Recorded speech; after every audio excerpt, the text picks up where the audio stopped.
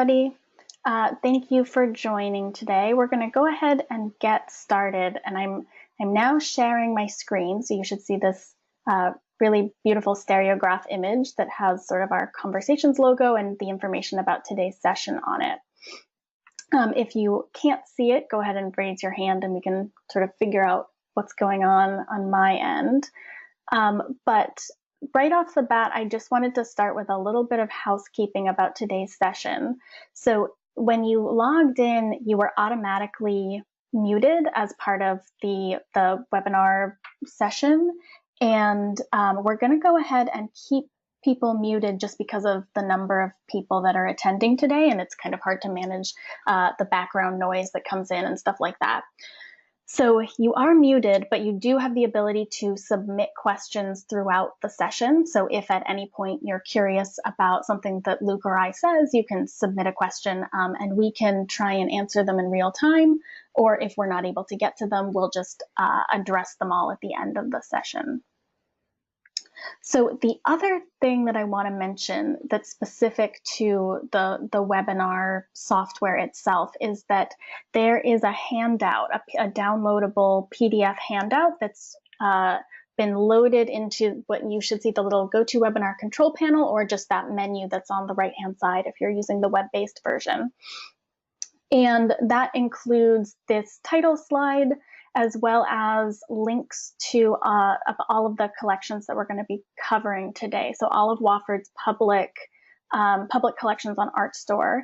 You can follow the links to go see those. And then it's also got some introductory information. If you're new to Forum and you don't know sort of what it is, it's got a quick overview as well. And then at the end, you can find contact information to follow up after the session. So I think that is all of my housekeeping. On the call today is myself. I'm Hannah Marshall. I'm the Community Engagement and Trial Manager for JSTOR Forum, and Luke Meagher, who is the Special Collections and Research Librarian at Wofford College. And Luke is sort of a Forum power user, and he's joined us today to talk about some of the projects that he's worked on over the last couple of years. So welcome, Luke. Thank you, Hannah. Happy to be here. Yeah, so I thought that we would start off just because Forum users tend to be this really diverse bunch of everything from catalogers to collection managers to admins. And so I always like to start off by having people explain a little bit about what their specific role is at their institution and how they came to be involved with the digital collections work that's happening there. So can you sort of introduce us in that way? Sure. I'm the Special Collections Librarian at Wofford College, which is a small liberal arts college in upstate South Carolina. We have about 8 professional librarians on staff, of which I am one. I'm the Special Collections Librarian, but Special Collections is essentially just me. I'm the only staff member, and so I do all aspects of special collections management and digitization.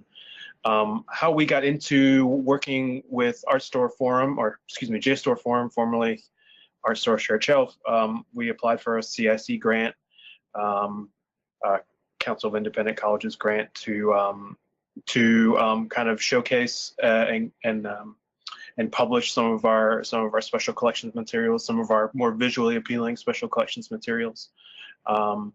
That was about 3 years ago, I suppose. And so we proposed a number of collections to add to Artstor Shared Shelf and make available publicly, and we did those and a couple more. Yeah, so I've got this list pulled up right now, and these are all of the collections that Wofford has published publicly on the Artstor site. And the ones that are bolded at the top are the ones that you've worked on specifically, correct? And then the other 2 are managed by a different department? That's right, yeah. Okay, so when you applied for the CIC grant, which of these collections were part of your initial application? Certainly the Antiphonary codex was definitely up there. We actually proposed a somewhat more complicated project with that particular item in mind, and we'll get into that maybe a little bit later. Let's see, the Herbarium, I believe, was the third collection there, the Goodall Center Environmental Studies Herbarium for Glendale Shoals. That was part of the initial proposal, and I believe the fine arts collection, the entire fine arts collection, that last collection down at the bottom, were part of the proposal as well. Okay, so those were sort of the projects that you had in mind, and then the other ones that are on this list, those sort of happened after the fact once you guys got going with Forum. Yeah, exactly. The Stereographs project kind of arose. There was an opportunity to work with that collection with the class at the very beginning of the grant project, right as soon as we kind of got access to be able to publish in Artstor Shared Shelf or JSTOR Forum. So we were able to it was just kind of opportunistic adoption of JSTOR Forum for that project. And same thing pretty much with the American Civil War illustrated envelopes. We had a professor here who was specialized in Civil War art from the Civil War, and it just seemed like the JSTOR Forum was the best tool for us to get that out there and help that professor kind of use those materials. Yeah, that makes sense. It seems like once people get Forum on campus, sometimes faculty will sort of come out of the woodwork with digital collections. And so you end up doing projects you never really expected to. Mm-hmm. So I wanted to jump in and talk a little bit about the Antiphonary codex, and I'm going to go ahead and pull it up here. So for anybody who isn't familiar with the public collections on Artstor, I do just want to quickly show, when you go to library.artstor.org, without even having to log in, you can browse all of these public collections, and they sort of display as this list here organized by the institution that contributed them. And so if I just do a search here, you can tell I was searching for this earlier, for Wofford's collections that are published here, I can find the Antiphonary codex, and then I can pull this up. And so I really love this collection for many reasons, from a metadata point of view and from an imaging point of view, because if you pull these up, the images are absolutely incredible. But I wanted, before we jump into talking about how this project actually happened and some of the metadata details, can you just talk a little bit about this actual object and what an antiphonary codex is? Because I don't think everybody knows that phrase, and I'm enjoying saying it now that I know how to pronounce it. Yeah, once you figure it out, it rolls off the tongue. Yeah. So this is antiphon has to do with chanting, the root of that word, and so this is essentially a chant book, a monastic chant book that would have probably been part of a Catholic monastery, and so this is one that the chants would be recited from these large books so that more than one person could see them. That's why part of the reason they're so big. And then essentially there were chants prescribed by the Catholic Church throughout the day prior to Vatican II, that especially for monks. And so this is the morning and evening chants for Maundy Thursday, which is the Thursday before Easter Sunday. This book itself contains just certain parts of the chants, and it refers you with some of the red lettering to different words in different texts. So, for instance, you would do a part of the chant in this book, and then you would actually have another book open, or you would have that memorized, a psalm, for instance, or something like that, where you would so you kind of switch back and forth between these chants, yeah. So that's basically how it worked. It's part of a devotion tradition in Catholic monastic culture before Vatican II. Okay. So the object itself we got from a donor in the 50s. I think that's somewhere in the metadata, down on the. Yeah. Yes, yeah. And so we didn't really know where it came from or exactly, or I mean, in terms of where it was made, Hmm. or how old it is. And it's still pretty hard to tell because the text itself, we know it's after 1605, and that's about it. And that's probably before Vatican II. Right, and it's probably additionally difficult to date because I would imagine that things like this don't change dramatically over short periods of time, right? They probably are relatively That's my guess. static. Yeah, that's my guess. That they would have been created by kind of artisans, that specialized especially in this, and there wouldn't have been probably not a lot of institutional urgency for the design change of a antiphonary codex. So this volume lives in the special collections at Wofford, and this was one of the first digitization projects that you guys undertook, right?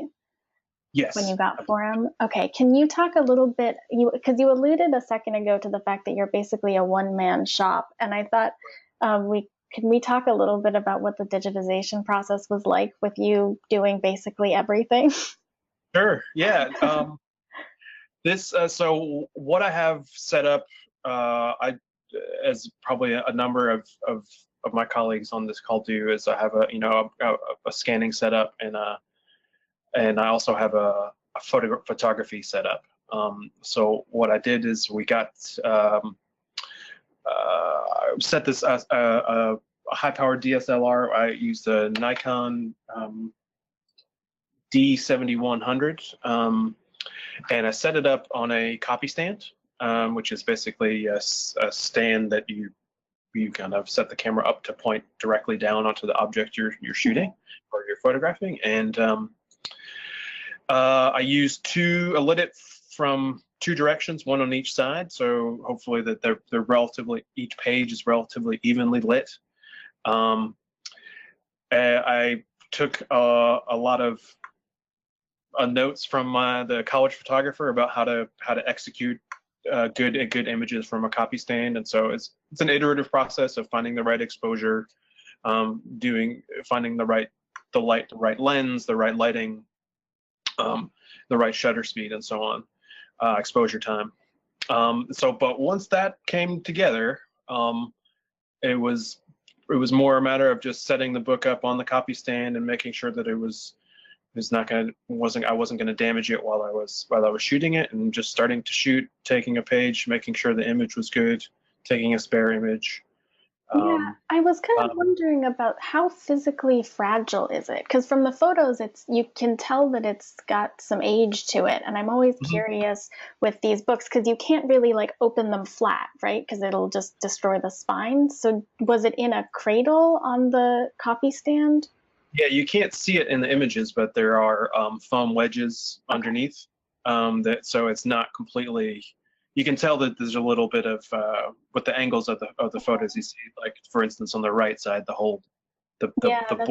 board is not completely in the frame. It's a little bit angled. So this object is actually incredibly sturdy. I mean, the boards are made out of a hardwood, probably maybe oak, and it's actually, the binding is in really great shape. It opens pretty far before it starts to make any noise, before it starts to complain about being open.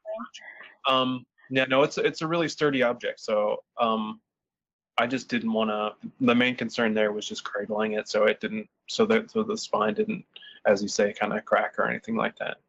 But it's actually the pages are vellum or some sort of skin, and they're in really good shape. They're not degrading at all. The worst part of it is probably the inside of the boards up on the top left, maybe. You can see a little wear there. Right. That's probably from use.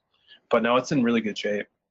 Does it get used a lot? Like, were there a lot of people that would come in to physically view and, I don't know, refer to the volume, or was it digitized mainly just because of the like high aesthetic value and the uniqueness of it?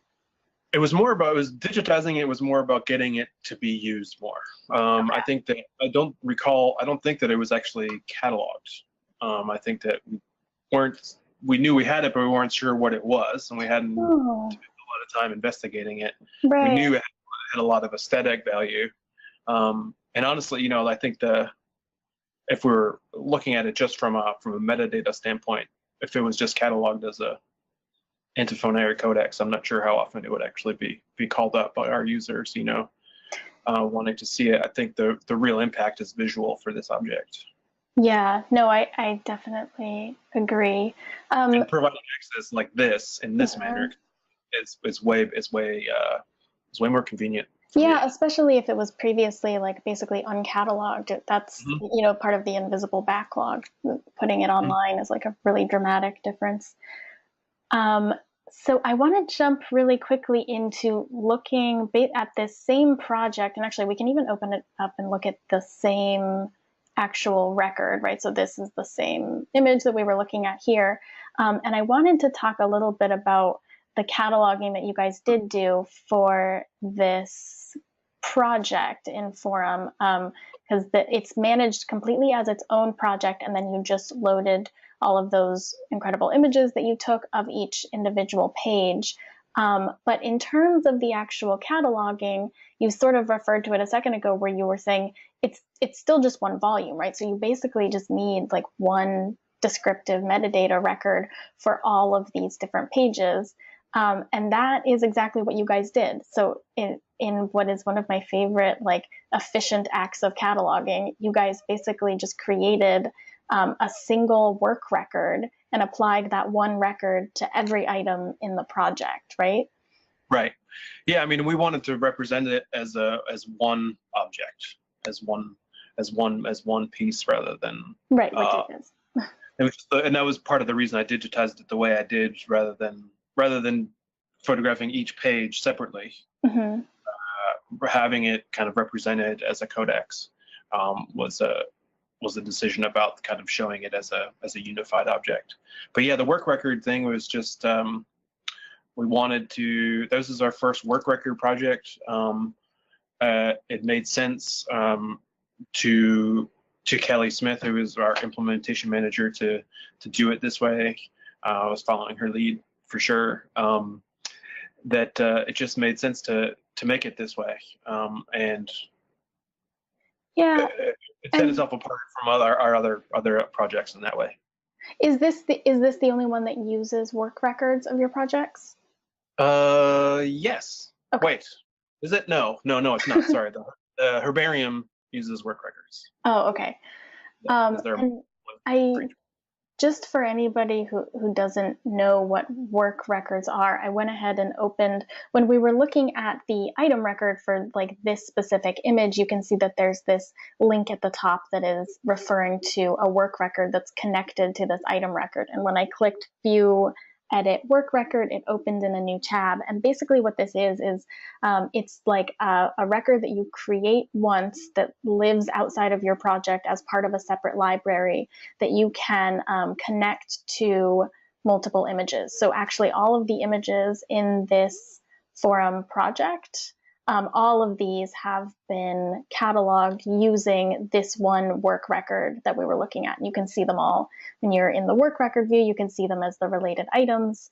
And when you're viewing items in Forum, you can see which work record they're connected to. So it's sort of like just creating an authority record for the work itself and then linking that. Okay, and so I just want to walk through with the actual cataloging that you did here, because it's not like you were migrating a descriptive record from another system when you guys digitized this, right? You just created this record from scratch. And so where did you get the information that you do have about this item? Because it seemed like the provenance is a little bit on the light side and you didn't know tons about it, but so it looks like you did some subject cataloging and just basic description. Yeah, I initially started out, I reached out to a faculty member with some apparent connections to to some monks or former Catholic monks, and they told us, kind of gave us the initial diagnosis of what the thing is. You know, we were told that it was, I can't even remember, there was a completely different story about what this object is like. And obviously, I'm not this is not an area of specialty for me, so I didn't really know where to begin. And so, yeah, we just got some initial information. He said, you know, this is a chant book. It's got the matins and the the chants for these specific holidays and so on. And then once that was sorted out, we were able to find the source text, which is what you see in that transcription field right there. It's actually that's well published.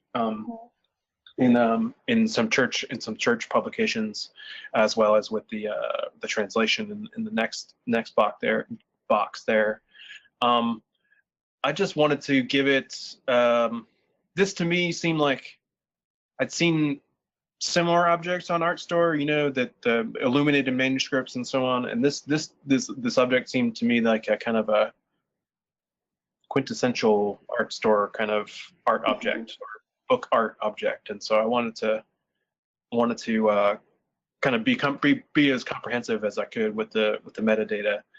And you know, there's something to be said for the psychological side of, you know, I wasn't creating 160 different records. I was creating one record, you know, so I wanted to make it as complete as I could. Yeah, really make one record that really counts. Okay, so I like the inclusion of the transcription and translation fields here. I feel like that's a really useful feature to add, given that we're sort of stressing the visual component of this, but it is actually a text, and it's nice that you guys are able to. So this transcription, this varies from page to page, right? Because each page obviously has a different text. And so that's also one of the nice things about, you created that one work record, used it like 160 times. Is that how many things are in this project? 136, and then supplemented on an item by item basis with the description that's immediately relevant to the image of the work. So I think that's really, especially for something that previously couldn't really be found and wasn't described, that's a huge turnaround for the object. Yeah, we really wanted to try and add some value, you know, to the digitization, make some more sense of it, you know, because most people are not going to probably even try to even read that text and that uncial script, you know. Never mind try to write it down and translate it. So we figured it was probably a good move to try and to add some value that way. Yeah, and you actually mentioned at one point that it's actually fairly easy to find recordings like on YouTube of the actual music that would go with this, with the chants in this book, right? That it's, you could sort of contextualize it as well by tracking down that content. So I think that's really interesting. It kind of adds a relevance, and it's nice when you put things online and then you realize, like, oh, they find each other. Yeah, exactly. So I went out before the session. I went out and found it. It's kind of a recording. Actually, it's of this page. And you know, there are possibilities there for. I mean, you could I could cross-reference that in the work record or in the record if I wanted to. Or we've also thought about kind of maybe trying to produce a video kind of project later with, you know, extracting the audio from a YouTube video and assuming, you know, we have the rights to do that, and then you know, kind of maybe putting it into animating it somehow, or putting it into the same object with all these pages, so that, you know, the pages return with the music. I think that was kind of a high concept idea that we had at the beginning of the proposal that was more complicated than we thought. But multimedia pairing. No, I think that's a great idea, though. And I want to jump now into the Stereographs project, because I feel like talking about fun things you can do with the technology sort of segues nicely into this other project that you guys have that you've done really interesting things with. So can you explain for anyone who doesn't know what a stereograph is? Like why the double images displaying here? Sure. I suspect that a number of my colleagues have seen these before. These are stereographs. Stereographs are meant to be used with a prosthetic, a stereograph viewer. It's usually something made out of, well, in the 19th century, it was a small wooden object that you would kind of you insert the card into and look through it with kind of a divider between your eyes, and somehow, because as humans see stereoscopically, that image looked at through this device acquires a kind of a 3D effect. So you actually see a lot of depth in the image. You can see a foreground, middle ground, and background. It's very similar. It's something that came up as we were working on this project. It's very similar to if anybody ever had a ViewMaster as a kid. It's also the same technology. Yeah. That's what I was thinking of. It's the very same technology. That technology's been around for a while. Same. We're still using it now in VR technologies, and so the VR headsets use stereoscopic vision to give that sense of depth. And so this is a consumer technology. It was actually invented before photography, but actually became adopted much more as a consumer technology through the middle of the 19th century, and really its heyday is really kind of post-Civil War, 1870 to about like 1910. And so our collection kind of encompasses all those dates, and from a number of different publishers and so on. Yeah, so you guys had in the special collections this big batch of stereographs, and where did they come from? Were they donated to the special collections? Right, excuse me. Yeah, so about 12 years ago, we the Wofford College acquired a special collection from that was collected by a local businessman named Broadus, our Little John. You can see that under that related item field there. There you go. Mr. Littlejohn was a local businessman. His father, he ran a family business here in Spartanburg, South Carolina. It was a regional grocery store. So and he did well, and his real passion and interest was in history, and so especially collecting historical objects, historical memorabilia, manuscripts, archives, books, and so on. And this was the stereograph collection. We had, let's see, this collection came with about 400 of these. And then we have another, we accrued at a different point, another 500 or so. But this is all this is the initial core collection of our stereographs that we got from Mr. Littlejohn when we accessioned that special collection about 10, 12 years ago.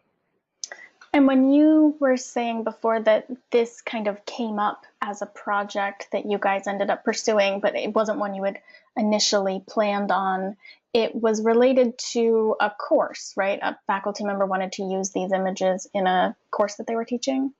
Exactly. And so we had, a faculty member and I had hatched a plan to do an exhibit. She taught a Humanities 101 course called The Photographed World. So she essentially, this Humanities 101 is a required first-year course for all students at Wofford, and it takes essentially, she teaches her students to kind of talk about the content of photographs, and to some degree the technology behind it and how it works. For instance, I was talking a couple minutes ago about exposure and shutter speed and lighting and all those things, but also they talk about composition and kind of being able to talk about the content to a general audience, and be able to break down some of the content and the technology. And so what we had decided, the plan that we had hatched was we would do an exhibit in our library gallery, which is in our basement, which would the idea was that it would be a student curated exhibit by this class that would you're going across all the really offensive ones. Sorry. The students would curate the content. They would pick all the content. They would write their own curatorial content. And they'd also, the curatorial content would have to do with not only the subject matter in the stereographs themselves, but also about kind of curating the technology in the same way that I was just kind of talking about stereoscopic technology and how it's used. And we were so the idea was these stereographs are small. I don't think my metadata has the size of the object in there, but these are about 3.5 inches by 3.5 inches each small image, and so then there's 2 on each one, obviously, and it's about maybe 6 inches wide, the whole thing.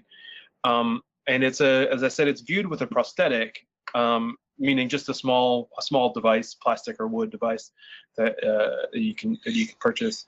But if you see pictures, or if you ever do it yourself, it's a very solitary experience. You can't really, it's something you experience with your own eyes in your own head. And you can verbally explain it to whoever you're working with or talking to, but you can't experience it at exactly the same time. And so we also were kind of interested in this idea of you can turn these stereoscopic images with 2 images, you can actually turn them into a different type of 3D image. They're called anaglyph, or they're also known as red-blue 3D. So what we decided to do was take them, convert them into red-blue, and blow them up about 1,000% and print them out, and so that people could view them with red-blue glasses, and it would be more of a social viewing experience. And so there's an anaglyph of that of one of they chose, and if you have red-blue glasses at your disposal, that should be in 3D to you. And so at the end of that exhibit, or at the end of that project, I took all these anaglyphs and uploaded them into JSTOR Forum, and I think the description in the fields, the content in the description field is student content. Oh, okay. So this is what they sort of learned and then composed and added to the records. Yep. Well, I did that with my. This one was your homework. and the professor, but for the other ones, yeah, that's all student content.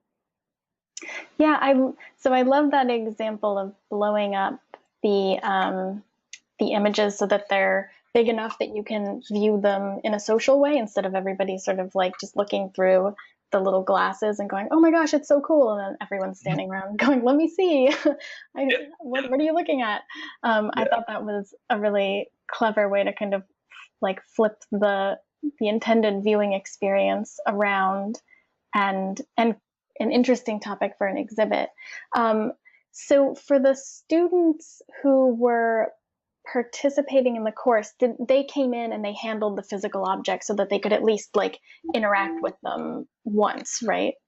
Right. Mainly because I was kind of, as I said, this was like a kind of opportunistically came up, and I was kind of frantically digitizing and creating metadata for this stuff. But the truth is that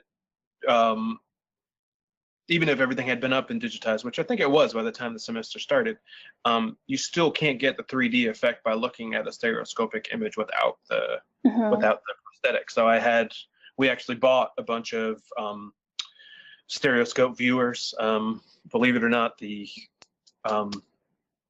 guitarist from Queen, Brian May, runs a company called the London Stereoscopic Society. He actually has a company that produces these high quality stereoscopic devices. He's a real stereoscope enthusiast. So we bought a bunch of those, and so we actually had to let the students come in and browse the images themselves. And then once they had a sense of how the effect worked, the digital collection was there so that they could browse the content, and kind of cut down on handling and handling and the logistics of scheduling students to come visit special collections and all that. Right. Yeah. So the fact that this kind of came up so serendipitously, and then it was sort of like a mad dash to get them all digitized and incorporated into the class, kind of raises this larger question of locally with your digital collections. Like, you've got a solid number of projects now, and I'm curious how you guys make decisions locally about what the next project will be, or is it purely like serendipity and availability? I mean, I think that those are factors for sure. I think that we apply some criteria, that some of the same criteria that we apply for accessions. So is it going to how unique is it? How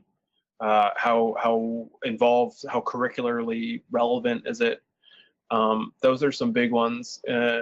But in terms of how we choose things for JSTOR Forum in particular, we tend to be looking for things that have a little bit more visual appeal, since so much of our collection is textual based. We have a lot of manuscripts and archives that are, maybe Artstor, excuse me, I'm confusing myself. JSTOR Forum, maybe that would not necessarily be the best forum for, but so yeah, we kind of evaluate them on aesthetic, but also utility and need, things like a condition and things like that as well. Yeah. Do you have faculty members who submit requests for things to be digitized, or is it usually from within the library that you are sort of nominating materials that you think would be valuable? Like, where do they originate?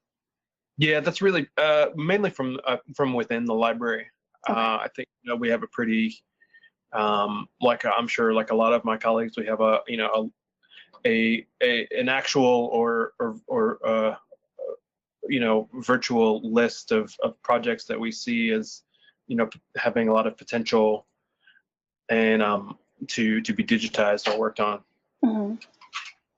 Yeah, sort of like a someday maybe wish list kind of thing. Yeah, exactly.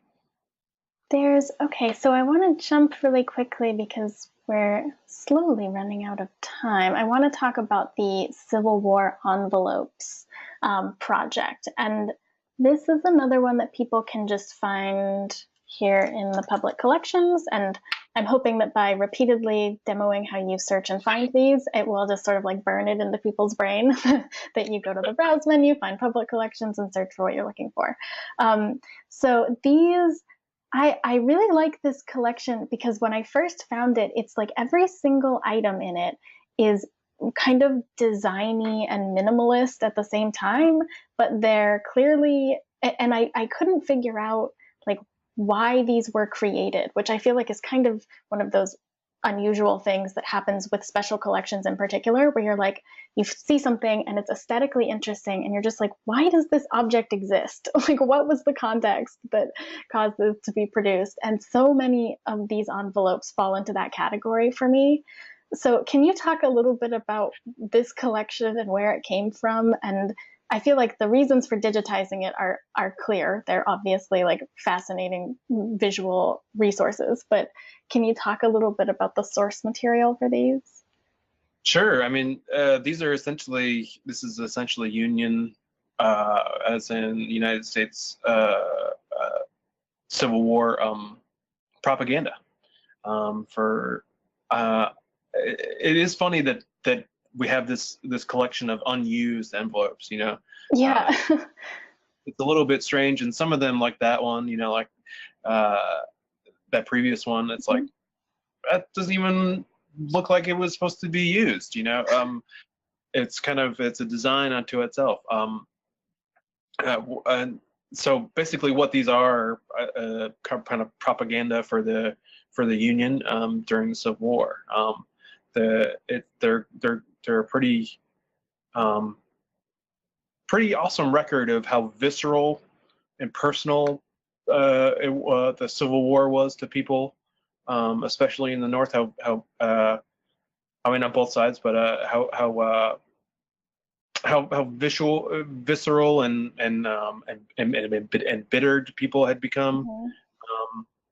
There's a lot of palpable anger in these designs. It's great that as objects, they're awesome. That's a great example of using the two types of ink that are used in it. A lot of these usually a number of these will only have maybe two or three colors of ink. They are from this great period in design where engraving was really a major mode for the transfer of images in popular media. So they have a very detailed and aesthetic look, and some that don't just give you a really strong sense of like the kind of everyday kind of folksy humor and the way of looking at things that was prevalent at the time. Yeah. So, and these were donated to the library, correct? By a donor that you mentioned earlier, I think Brodus R. Littlejohn. That's right, Mr. Littlejohn. Okay. His real interest was in the Civil War. Right. He was very interested in the Civil War. Honestly, a lot of the rest of our collection is a Confederate kind of bent in terms of the way things, in terms of his collecting.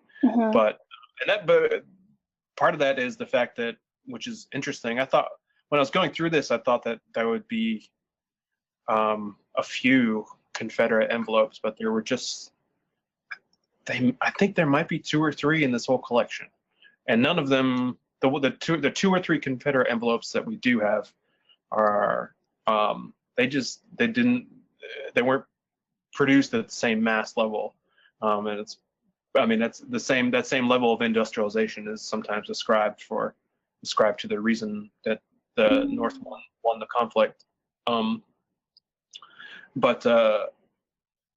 Yeah. And it also, you mentioned that they were sort of used as propaganda. So for whatever reason, these envelopes were a popular propaganda format for the Union, but apparently not in the Confederacy. Maybe. Yeah, they just weren't produced as much in the Confederacy. So I presume I haven't seen a lot of used envelopes of these. I don't see them.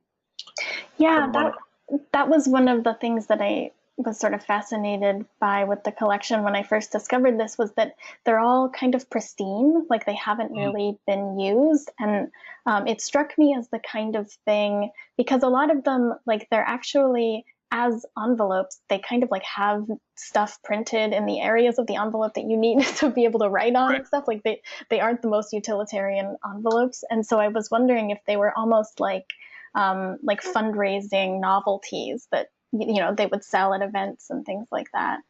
Yeah, I'm not. We talked about this last time we spoke. Mm-hmm. I don't know. I think that these were purely for profit.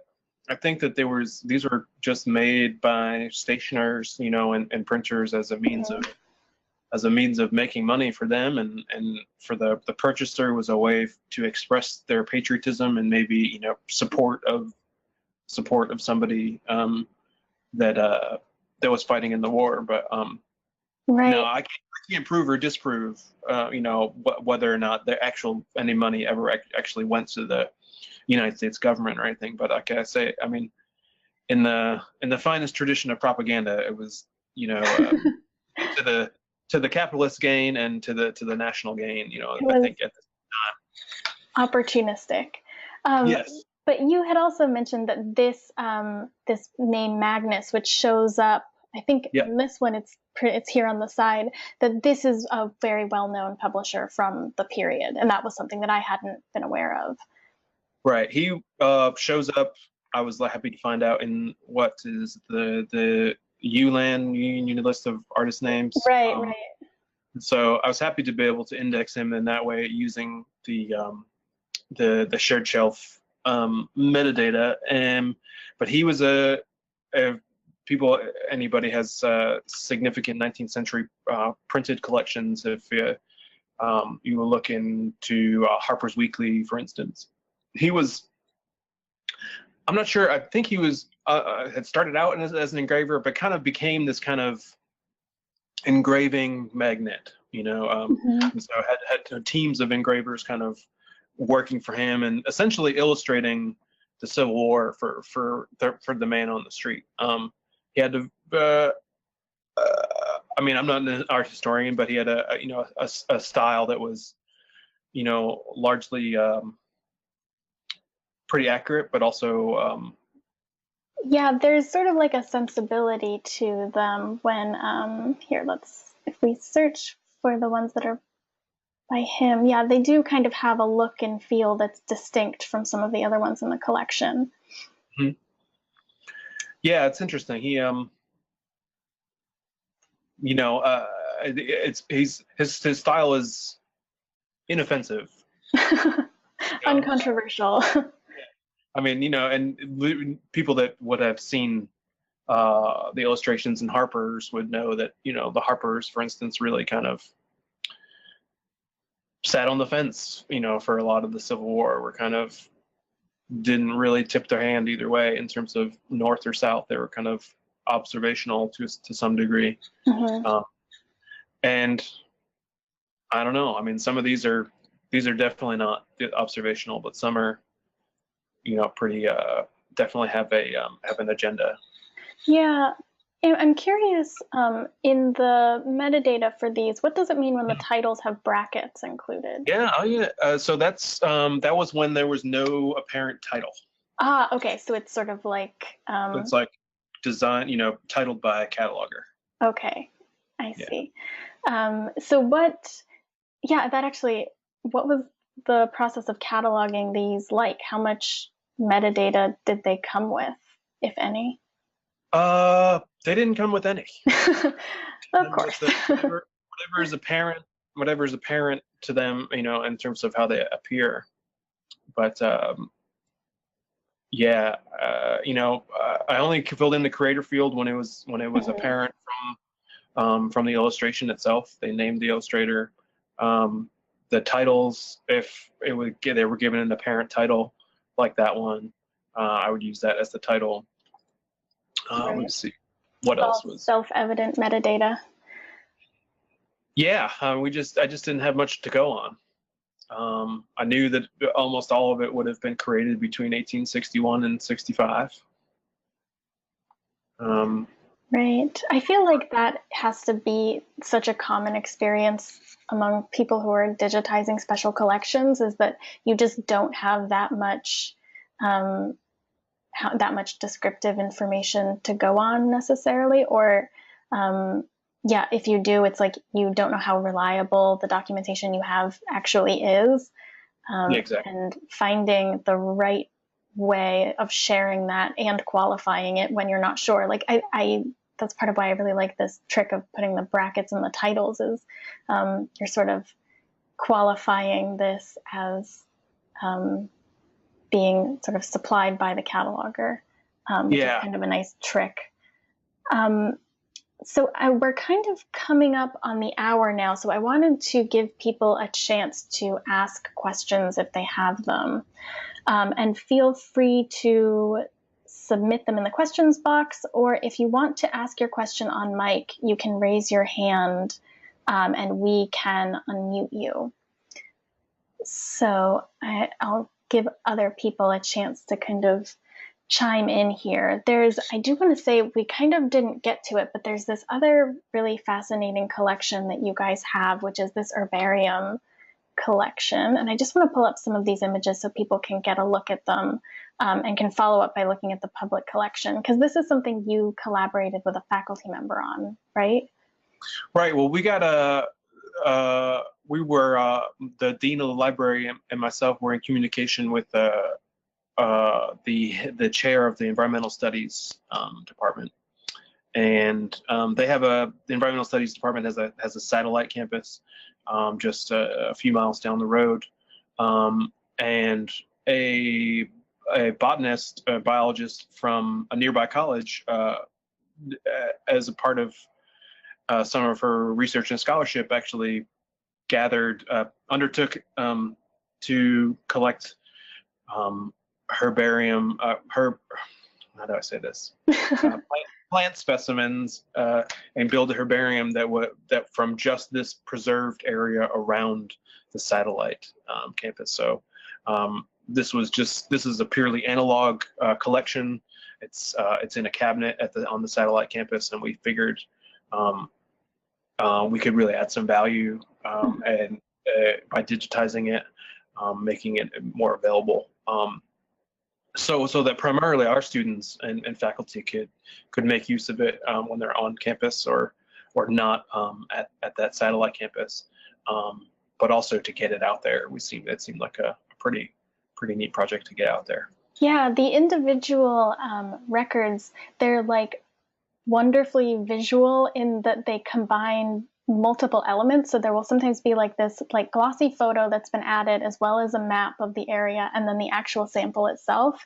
And it's like this very information dense image when you're flipping through them. And then they also have kind of a nice like aesthetic to them. So even if you don't know what you're looking at in terms of the actual sample, I always like find them very aesthetically pleasing.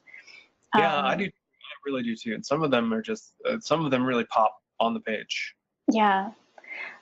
Okay, so we've got a question about asking if you can talk a little bit more about the process that you use to create the anaglyphs for the stereograph collection. So let me find another example of those. So, yeah, that I did not discover this. I can't take any credit for it. A colleague of mine at the Spartanburg County Public Library had they had some of these local stereographs of local images and had digitized them, and then also published them as red blue anaglyph images. So she had the key to that little piece of magic, and all I had to do was I had to go and visit her at her office, and she showed me how to do it. What you do in terms of the detail is, it's been a while, so it's my details aren't going to be exact, but it's going to be pretty close, at least in concept. So like you take you separate a black and white image, you turn it into a black and white image, I believe, or you just use it as it is. I can't recall. And essentially, in Photoshop, there are channels, there are color channels, and so you isolate the channels as red, blue, and green, and you take, I think it's I'm having trouble remembering that. I think you take the red channel from the right side, and you remove the red channel from the left side, and you put the red channel onto the left side image. Okay. So the red and the blue are slightly offset, and so you're kind of, I mean, that's about as close as I can get to explaining it. You essentially take one of the color channels and then superimpose it on and replace it in the other one. Yeah, and I know that there have been some articles recently, like I think there was something in the VRA bulletin that was specifically about manipulating these types of images in Photoshop. So I would point people towards that as another source where they could look into the details. But this was something that we had talked about prior to today's session, and I just wanted to pull it up for people who aren't aware that it exists, which is the Stereogranimator tool from the New York Public Library, just because it's really cool. And I would encourage people to play around with it if you have these types of images in your collections. And there are definitely, that stuff is very Googleable, I would think, in terms of if you actually want to figure out how to do it in your some sort of imaging or image manipulating program. in terms of the red channel into the left side, and so on. So, and if you want to know, I can probably track down some more detailed instructions if anybody wants to contact me. Okay. And somebody actually just shared a link in the questions box, which I am going to follow this link right now so that we can see it, saying that this is a really nice summary of why and how the Civil War envelopes were created on both sides. Oh, cool. And so now, yeah, Thank you, Jean. Yeah, that's incredibly helpful. Okay, so we'll try and add the links to both of these resources to the follow-up email that goes out after the webinar.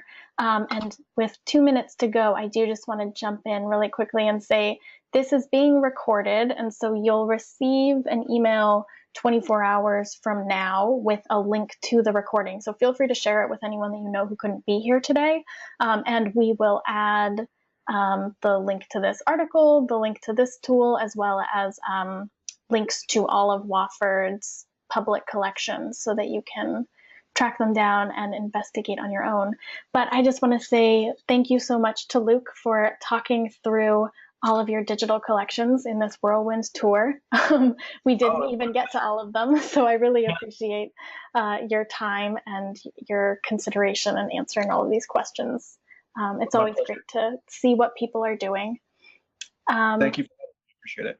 Yeah, no problem. All right. So I guess we will probably wrap up, and just another reminder to people to grab that PDF handout if you are interested. All right. Thank you very much. Enjoy the rest of your afternoon. Bye-bye. Thank you. Bye.